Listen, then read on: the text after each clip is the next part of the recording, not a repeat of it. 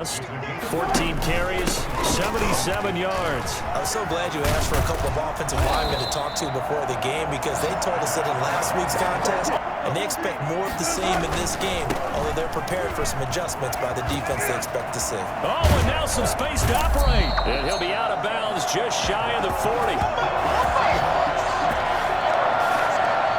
And that one heck of a run right there. Once he got loose, you could tell that he was going to run a long way. That was pretty impressive. And there's an old chestnut of an expression called getting on your horse.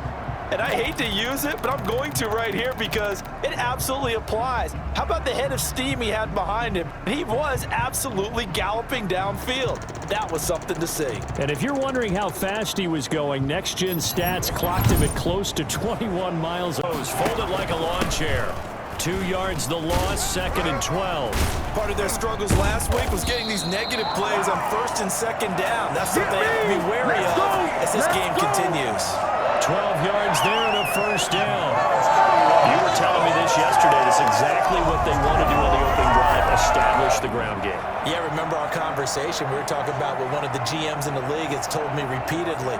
It's a big man's game, and it's not necessarily size. He's talking about playing some big boy football. Line up, get leverage, knock people back, and a yard line as this offense gets set to take over. Now this one to his running back out of the backfield. And he's brought down after a very nice gain.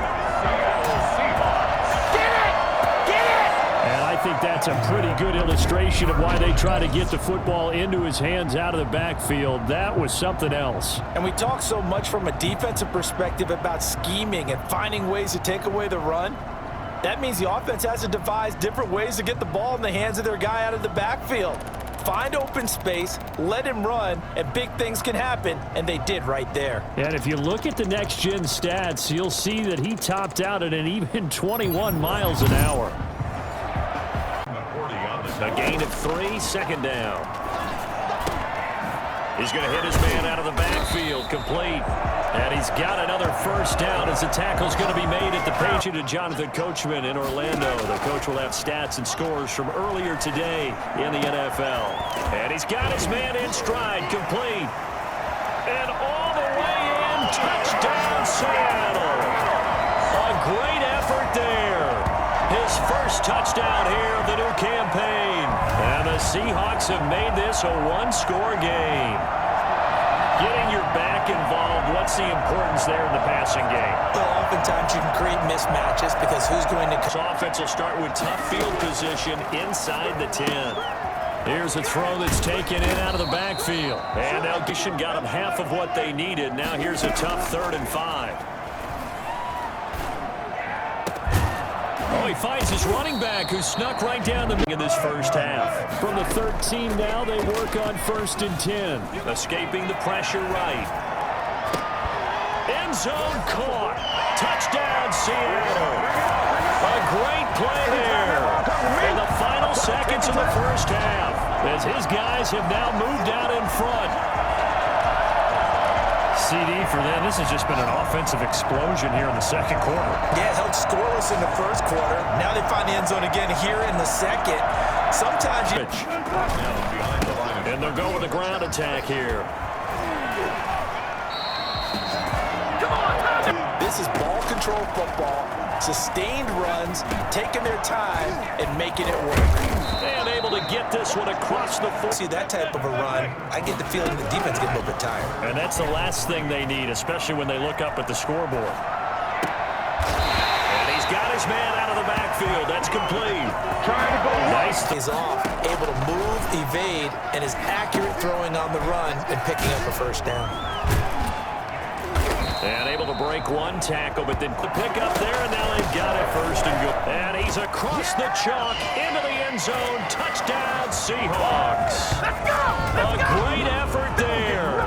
His 3rd touchdown of the season, all coming in this game. And the Seahawks are able to stretch that lead out a bit further. That's already an excellent field position thanks to the interception. And they'll work it inside the 15-yard line before it's all said and done.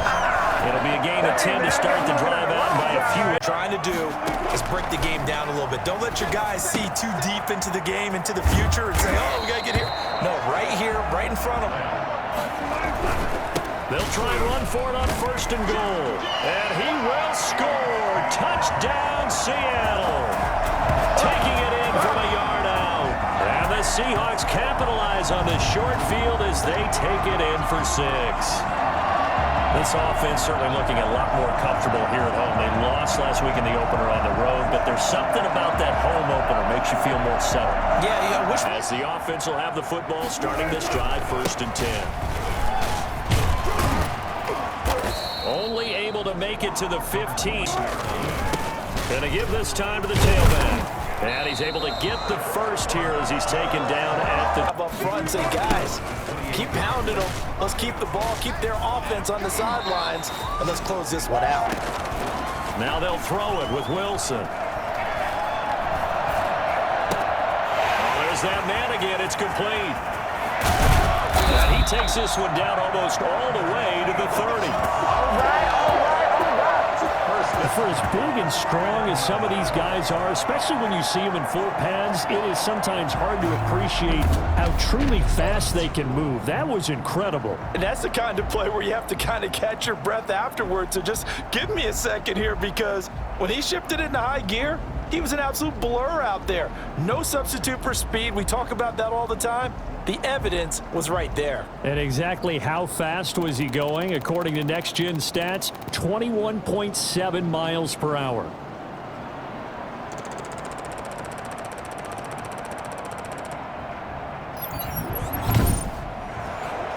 A couple yards short of the first as the 3-yard gain brings up a 3rd down. Extending the arm, and he is in for the Seattle touchdown. A 23-yard run, and the Seahawks add on to their lead. Things are rocking easy here in the 4th quarter. They've got to feel pretty good about this one. Actually, they've got to feel excellent.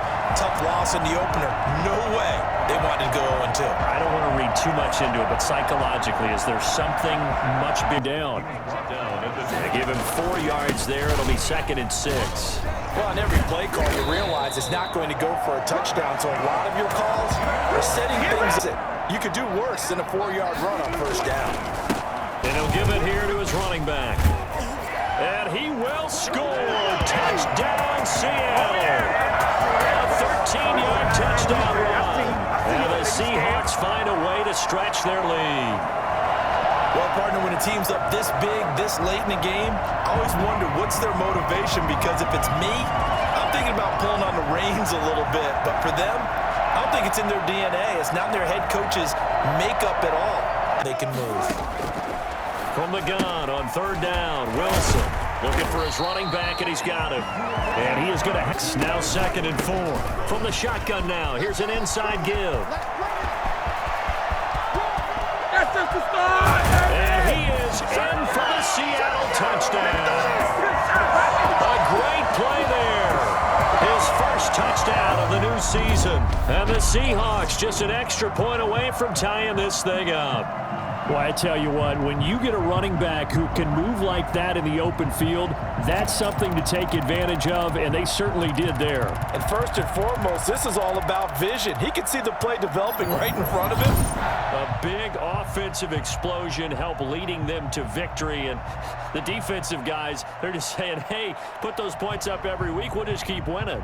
They will gratefully accept them, won't they? It makes their job that much easier when they're scoring that many points, allows them to play with a totally different style and a different flow.